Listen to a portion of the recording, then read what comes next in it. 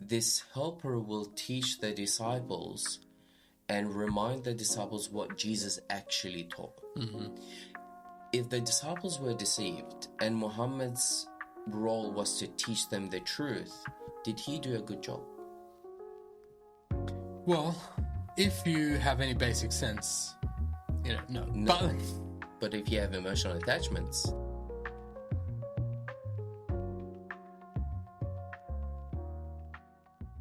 Hey everyone, hopefully you're doing well. Welcome to the Jesus King podcast. I'm here with Abe. How you doing, Abe? I am good, bro. How are you?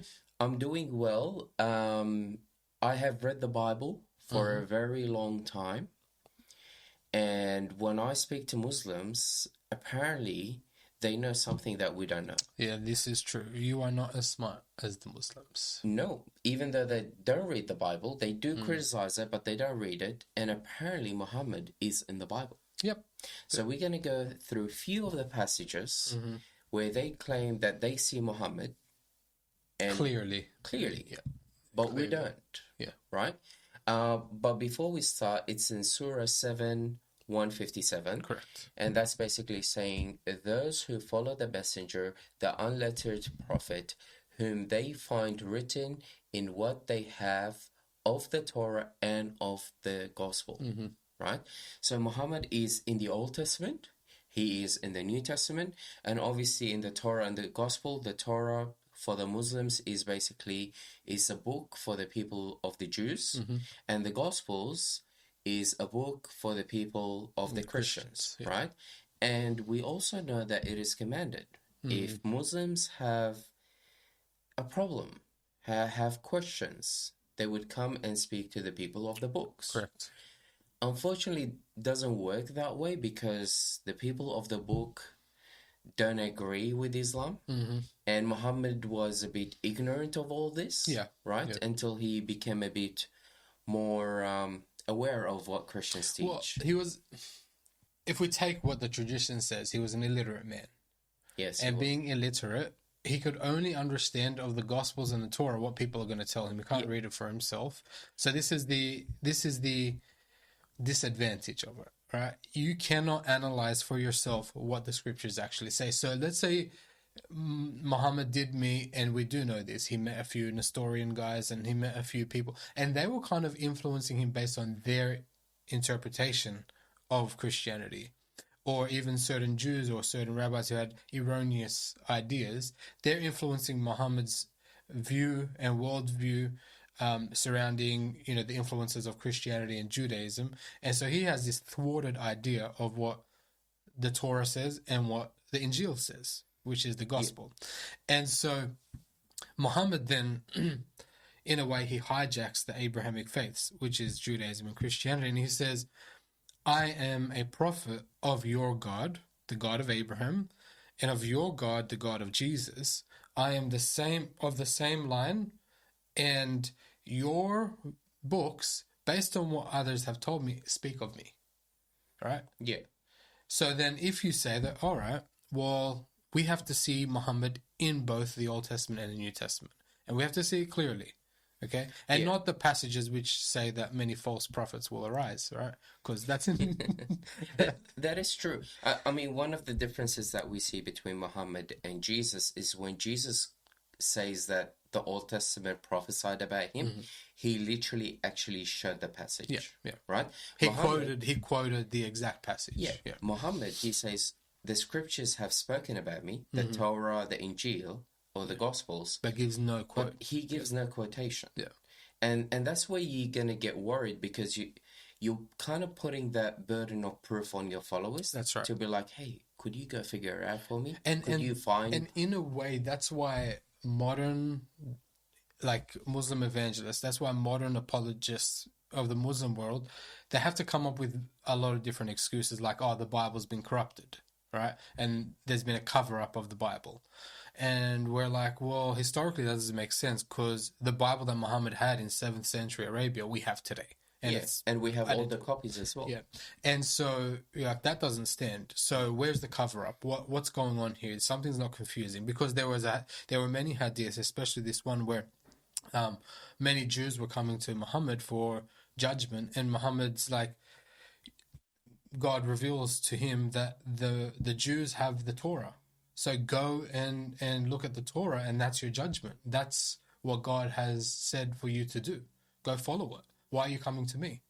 All right, I'm sent to the Arab people. You've got the Torah. Go. Right, so he believes in the God of the Torah, and he believes in what the Torah says. All right, well, let's get to the first one that a lot of people talk about, and that's Deuteronomy 18. That's right. Right? Moses there, he says that God will send a prophet just like me. Among your brethren. Right? So if we compare Moses and if we compare Muhammad, they not only have different theologies, but the way they kind of interacted with God was differently. Very much. Right? Yeah. So with Moses, his first interaction was God spoke to him from the burning bush. So where was God there? He was within creation. That's right. Muhammad's belief that God or Allah does not enter creation. That's right. So they are not the same way in the way they interact with God and Allah. Yeah, and the source of revelation from Allah was through a mediator, and that was Gabriel. Yeah. Right? So it wasn't like he wasn't speaking face to face.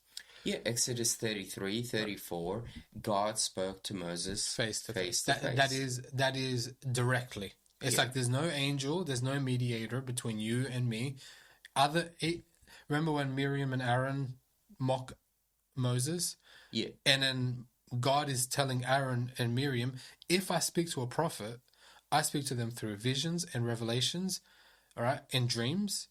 But with Moses, the difference is I speak to him directly, face to face. That's why he's unique. And that uniqueness is like a typology. It's like a foreshadowing of the Messiah that is to come, the prophet that is to come. All right, that I will speak to him directly, face to face, that there's this direct contact between him and I. Right? Yeah. And Jesus did have that relationship. He says, I and the Father are one. Right? And Muhammad did it. So already you've cancelled that out.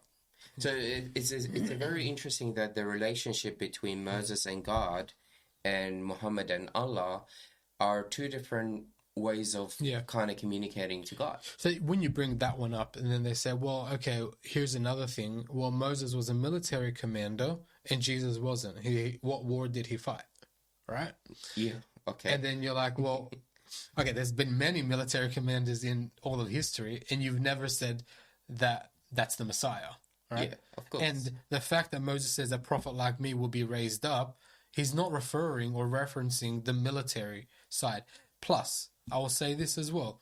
Moses was not necessarily a military commander. He did fight a few wars that were defensive, but Joshua was more of the military commander. Yeah. Right? I mean, even Jesus, when he stood before Pilate, he says, if my kingdom was of this world, my servants will be fighting for me. So he is a military commander. Yeah. It's of a a spiritual world. kingdom. Yeah. And he even had the opportunity to bring like a legion of angels when they came to arrest him. That's right. But he decided not to because his goal wasn't to come and kill human beings. Yeah. He came to save lives. Yeah. Yeah. So there is a big difference there. And there's another aspect there where, like, as Moses is saying this, that God is going to raise up another prophet, and he says, from among your brethren. Right? And that's a very clear thing. Like, the Muslims say, yeah, because we, as Ishmael, the line of Ishmael, which I would even argue against that. But anyway, we of the line of Ishmael, we are the brothers of the Israelites, because Ishmael and Israel, like Isaac, were brothers, right? And you're like, okay, one, that is not in the text. Anyone who was outside of Israel was considered a foreigner, right? Except there was one reference of Esau, that the Edomites were the brothers, the brethren of. But other than that, everyone outside of Israel was a foreigner. And even in Deuteronomy 17 verse 15, it speaks about that. When God is going to institute a king for you, it has to be from someone among your brethren in Israel, not a foreigner. So he's already specifying this is what a brother means. It has to be within Israel, from your brethren. So we know with Moses that he was a Jew, right? We have his whole birth account in Exodus, in the beginning of Exodus. But we don't have any account where Muhammad would be in the sense of, in the context of Deuteronomy, a Jew. No. Or even in the context of what Islam's narrative is to say, oh yeah, just brethren means, the persons that surround you. No. The Israelites never considered those people to be brethren. No. They were all foreigners.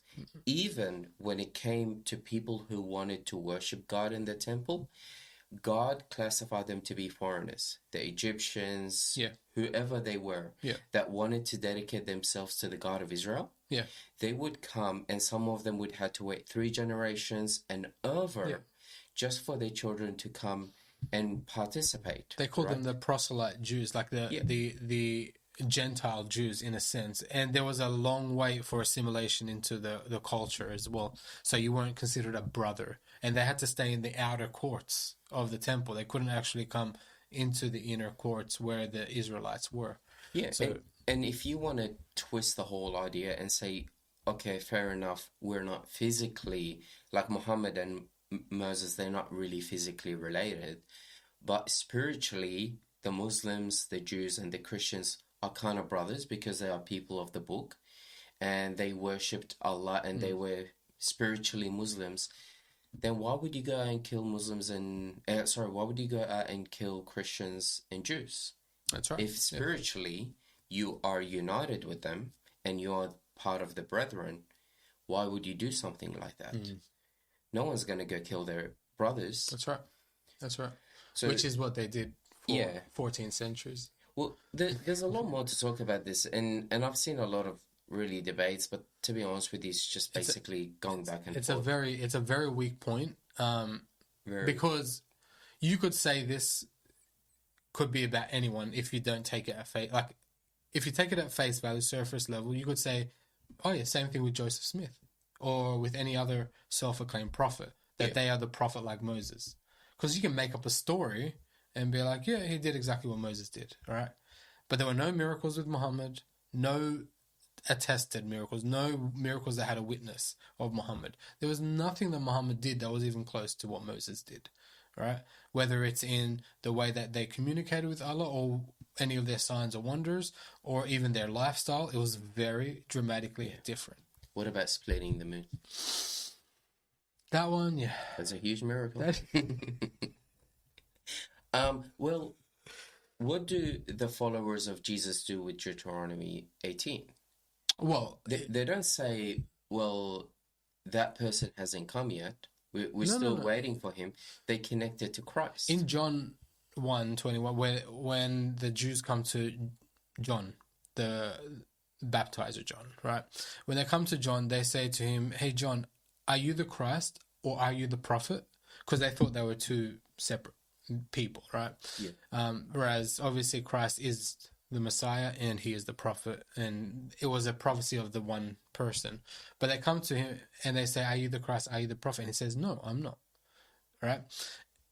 And so already John the Baptist is excluded from that. But they're obviously looking in Israel for someone who is the prophet. Yeah. Because they knew it's going to come from Israel. They weren't looking outside of Israel. They weren't looking outside in, Saudi Arabia for the prophet who is coming. Yeah, that's because true. They knew it was going to be someone who is there. But either way, when Peter in the book of Acts, when he's speaking in the synagogue, he applies Deuteronomy 18 to Christ. And then Stephen, when he's on trial, applies this same Deuteronomy 18 to Christ as well. So it's already established in the first church. It's already established Christ is this prophet. He is the prophet like Moses. He has come. And what's interesting that John, Peter, Stephen, they were all Jewish people. Mm-hmm. If they had the same mindset as what the modern Muslims have, and to say that brethren meaning those who are outside of Israel, like just your close ones, then they wouldn't attribute that to Christ because Jesus was a Jew. That's right. They were like, it can't be possibly a Jewish man. Mm-hmm. It has to be a brother of the Jewish an Arab people. man, right? So it's very interesting. Well, let's go to the last passage because we're running out of time. Mm-hmm. And this is another common one. It's John 14. John 14. Right? Yeah. The helper is obviously Muhammad, yes. It is. He's a person that the world cannot see. Yeah. Right. He comes to bring judgment to the world, and he's known to be the helper. Yes. So what would you say to that? I can even bring that passage up. Yeah. As you share your opinion. That's where I was gonna go as well. I want to actually read because look. Are you gonna read it? Yeah, you want to read it? Go for it. All right. John 14. It's basically they use the two chapters from three chapters, from John 14 to John 16. Yes. And they basically pick and choose certain verses without reading the whole context. Yeah. But yeah, go for it. I'll read verse 16. Yeah. He says, "And I will ask the Father." I'm not sure who the Father is because God has no children and he's the father of none. And it is illegal and haram to call God your father. So and he will give you another helper. So Jesus calling someone the Father, and we know who the Father is. So even that verse goes against what their theology is. So I will ask the Father and he will give you another helper to be with you forever. So apparently Muhammad's still with them forever. Well, Muhammad comes in the 6th century. Here he's speaking to his disciples and he says he will be with you. Yeah. So Muhammad, to the disciples directly. Muhammad was there 2,000 years ago. Yes, very it's just something that theology. people, we just don't see it. Okay, let's continue the next verse. Even the Spirit of truth, whom the world cannot receive, because it neither sees him nor knows him. You know him, for he dwells with you and will be in you. So Muhammad is in every one of us. He's inside of us. Yes. Wow, it's very interesting. Yeah, we can keep reading. Well, the more you read, it gets worse, because in verse 18 it says, "I will not leave you orphans." Yeah, I will come too. Like, not being orphans, we're children of God. Yeah, that's what's amazing about it. And in Islam, everything that you're going to read, verse 16, 17, 18 and onwards, I mean, even you can go through the whole chapter of 14. But read verse 26 and it just seals the deal because it's amazing. All right, I'll read verse 26. That's like the hammer in the coffin. But the helper, the Holy Spirit, whom the Father will send in my name. So he's calling God the Father again here. He will teach you all things and bring to your remembrance all that I have said to you. So he literally calls by name the helper. He calls him the Holy Spirit. The Holy Spirit. So apparently Muhammad is the Holy Spirit who will be with you and live in you. What's interesting here, because Allah deceives the followers of Christ, right? Because they thought he was crucified, but he wasn't. Some people say Allah put Judas and they thought it was Jesus. Here he's saying that this helper will teach the disciples and remind the disciples what Jesus actually taught. If the disciples were deceived and Muhammad's role was to teach them the truth, did he do a good job? Well, if you have any basic sense, no. But if you have emotional attachments, then yes. If you have your own preconceived notions about what a 7th century Bedouin illiterate man told you, then yeah, it makes sense. So I think it's a very good point for you guys to kind of put out there. If you're a Muslim, if Muhammad is really in the Bible, he would bring certain prophecies about himself. Very clear prophecies and fulfill them perfectly as well. He would not let this impossible task to be put on his followers. He didn't see himself in those scriptures. Yeah. And he's trying to find someone who might be smart enough to make something out of it. Yeah.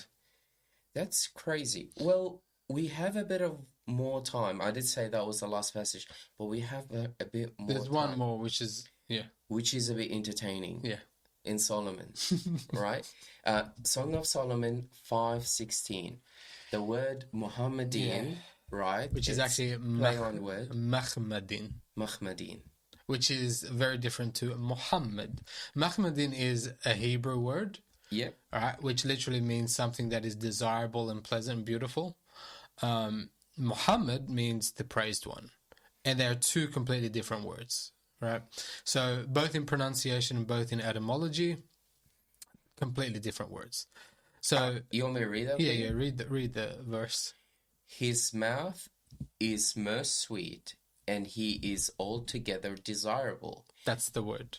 This is my beloved, and this is my friend, O daughters of Jerusalem. So Ahmed did that in the 1980s, and then Zakir Naik as well. More recently, they claimed that this word, Mahmadin, is a direct reference to Muhammad, because obviously if Mahmadin sounds close to Muhammad, then it has to be the same person. That's something that children would use as a play on words to try and make a point. But then when you grow and you're like, no, that's more of a fallacy than a logical argument. Yeah. Something that It's sounds...